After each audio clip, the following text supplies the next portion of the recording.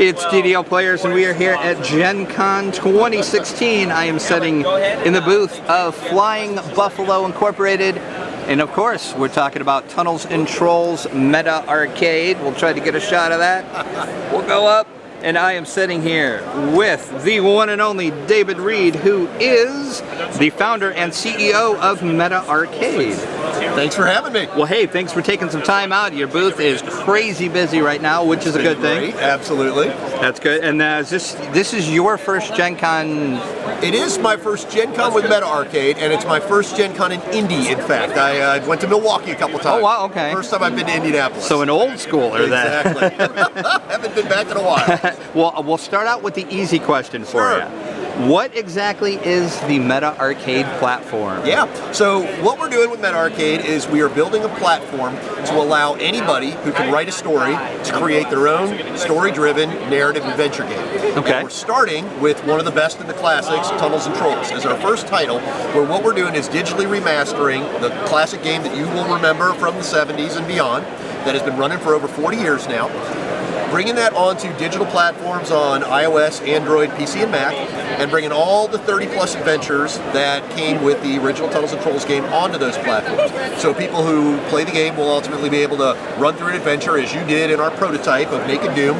You survive Adventure X, you level up, you get loot, you get experience points, you can go on to bigger and better and tougher adventures. Which the prototype was awesome, by the way. That's great to hear, thank you. Well, and look, we're very proud of it. It's only about 12 weeks of work so far, right? And so part of bringing it to Gen Con is to get player feedback, and there's interesting things in there about, we did some black and white art, some color art, we're getting some feedback on that. We're just trying to get a sense of how people react to it and how they like it. But the gist of that is that's the experience that, much like if you played Tunnels and Trolls solo adventures back in the day, if you played a choose your own adventure book, it's that kind of a vibe, but doing it on a digital platform where the experience works really well on a tablet or smartphone, as well as on the PC and Mac. And then the big vision with the platform, as you talk about, is allowing people to create those adventures. And so I envision that people will be sitting there primarily on a PC or Mac where they have a keyboard and a mouse, right, yeah, and in the authoring stuff. But you'll be able to go through the platform. You'll have an interface that'll allow you to just type in the text that you want. You'll be able to draw library assets from our art files and our audio files to come into the adventure, add monsters, treasure, hazards, traps, and things. Compile all that, and ultimately have an adventure that, if you choose to, you can get it self-published up on the Apple App Store, Google Play, Steam, all the right digital places, so you can actually sell it and make money doing it, and own your IP, whatever you create in the end. Oh, okay. Oh, wow. And then I know you said it's going to be available on PC, Mac, iPad, Android. That's because it's powered by the Unity engine. You got it, right? Unity is a great engine in terms of porting something to all these platforms. I think if we were making some super high-end graphics virtual reality thing, we'd probably need to go with something different. Right. Yep. Unity is a perfect platform for what we're doing. And then I know on Twitter you guys have referenced that you were getting some music from different sources. Can you talk about the music a little bit? Absolutely. So the sound that you're hearing in Naked Doom comes from our partners at Skew Sound. And so Skew Sound is a group of guys who all worked together at Harmonix originally, and now we're doing music for a bunch of games. And so one of the recent titles that shipped from them was Grim Dawn. They did the music for that. They recently announced they're part of a Kickstarter for a game called Prey, P-R-E-Y, for the Gods, where they're doing the music for that. And we're delighted to be working with them on what we're doing here at MetaArcade. And then what price model are you guys looking at for this?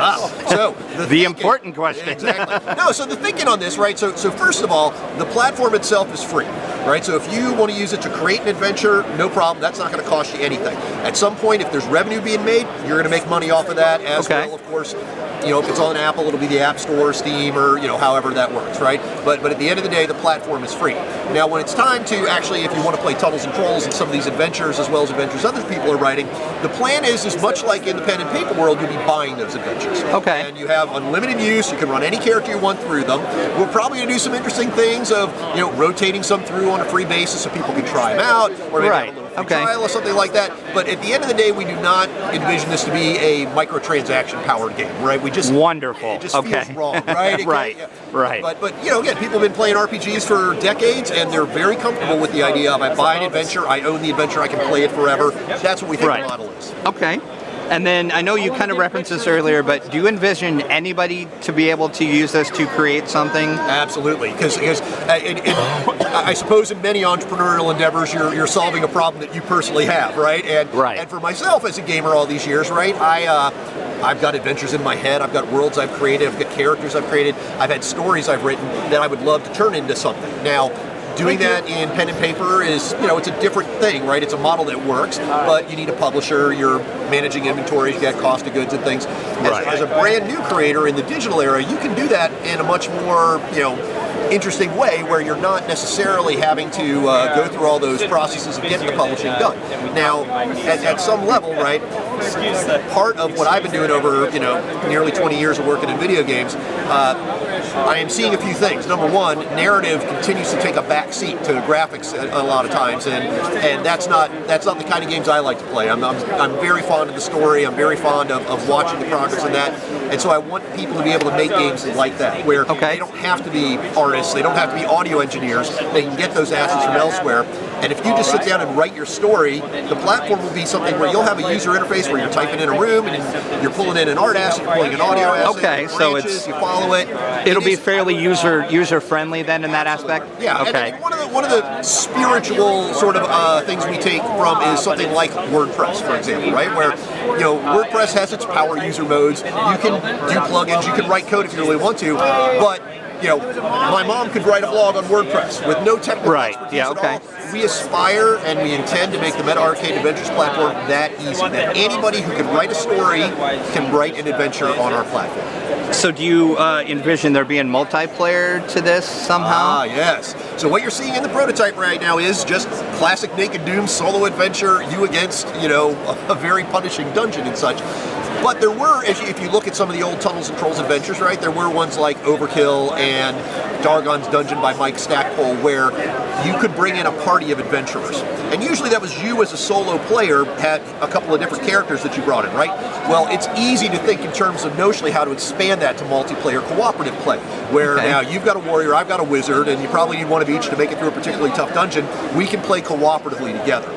You got to think about some protocols of like, all right, well, no, are we fighting or are we fleeing? Are we going left or right? Yeah. But there are models for doing that aren't hard to do, and so technically we think this is a pretty straightforward thing. Similarly, we think there's an opportunity to do competitive multiplayer, to do PvP, to do arenas awesome. and such, right? Yeah. Where I've got my character, you've got yours, and let's slug it out and see how that goes. I will say that those are things that certainly come next, right? The important thing for us, and we start this here at Gen Con, is talking with the community, getting the feel for the, how is this prototype experience working, and honing it from there to get it right. And once we feel like we've got the solo experience right, we're going to start adding all the solo adventures, we're going to start adding cooperative play and competitive play. All this feels very doable in what we're doing. This isn't the kind of game I've worked on before where you had to spend tens of millions of dollars and hundreds of developer years. We intend to move very quickly. And again, this is 12 weeks of work on this prototype here. We think we're off to a good start. It looks pretty amazing for only being 12 weeks. Awesome. So that's so good to hear. It seems pretty well polished just from the little I got to spend with it. So, and I got killed right away for the record. Most people do. Don't feel bad. Which is Tunnels and Trolls. So why did you, speaking of Tunnels and Trolls, why did you choose that to start with? Absolutely. So for me, the whole idea on this is, as we were sort of saying, started with the idea of narrative, right? Of like, let's make games that focus on the storytelling. And when you think about the games that have done that, Tunnels and Trolls really was one of the first, right? Where it comes from an era, right, where, for those who don't know, Tunnels and Trolls is the second RPG ever published, right after Dungeons and Dragons.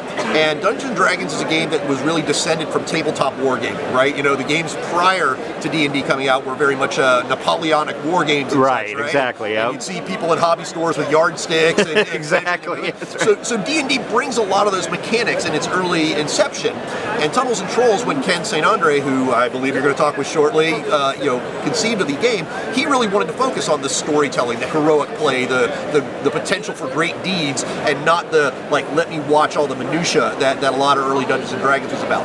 So when I started thinking about, look, let's make narrative-driven games. Tunnels and Trolls is a game I played for 40 years. I've always loved it. I've still got my stack of solo adventures, and it just, as I started thinking through this, well, if what we're doing are narrative-driven games, let's start with one of the ones that really got that process going. Okay. And as you start exploring the ability to digitally remaster this, right, Tunnels and Trolls, it's a very simple rules engine, but it's very scalable and flexible, right? Just any narrative you can can envision can be accommodated in Tunnels and Trolls in that engine, and expanding from there into, you've got TNT as hardcore fantasy, but there's no reason you can't be doing those kinds of games in every genre.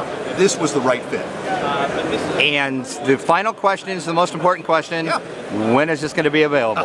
So, assuming things go on the track that they're on, and we're feeling pretty good so far here at the first day of Gen Con, Yeah. right? And game develop, anything can happen. Exactly. And maybe it doesn't go the way it's planned. But what I'm envisioning is that we're able to deliver the game in a way where you can play through the solo adventures of Tunnels and Trolls by the end of the calendar year, by the end of 2016. That may wiggle a bit based on some of the feedback. Right. We want to polish different things. In terms of the content authoring tools, we'd like to get that early in 2017. Okay. And so, towards the end of the year, you'll be able to play all of these adventures, and towards the beginning of next year, you'll be able to start writing your own. And we will, of course, be sure to share that with the audience when we know as well. Absolutely. Well, I look forward to telling you more. So thank you very much for taking the time out today. Thank you for having me.